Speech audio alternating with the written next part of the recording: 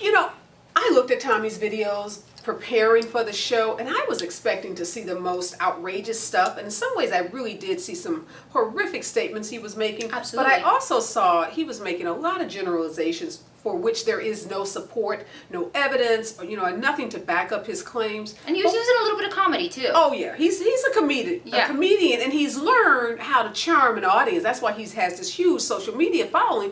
But on stage, what I saw today is a guy that has figured out how to get attention. Absolutely. And how to monetize He's hate. in the wrong business. Well, he monetizes that hate, and people come to it and they like it. And let's face it, we live in a polarized society right now, and hate sells. We see it, in the White House, we see it in, the State House, we see it across this country, and Tommy's tapped into that. And that's really sad, particularly because he has 2 black daughters, he has a black mother, and apparently 2 black baby mamas. So, well, and it black women all around. It doesn't just stop there, Areva. We have to think that as a communicator, you hold so much responsibility to create that impact.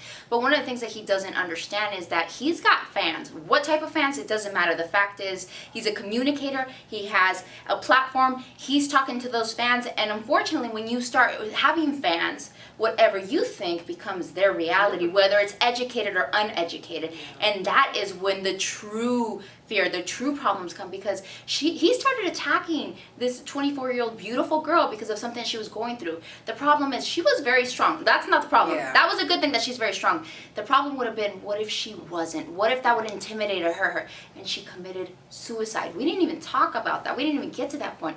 That is a reality that happens with social media bullying, that there's people that go to the point of committing suicide. Is that when enough is enough? But I think what she did by standing up to him, that's going to go Empowered. viral too. So when this show airs, people are going to Yes. see her standing there in all of her power, saying that you can push back even when the person that's bullying you is a 44-year-old man with a pretty large platform. So I think But that she the winner stood up today was her. Sierra. It was her, Yeah. and she did it in such a graceful, graceful, manner, quiet.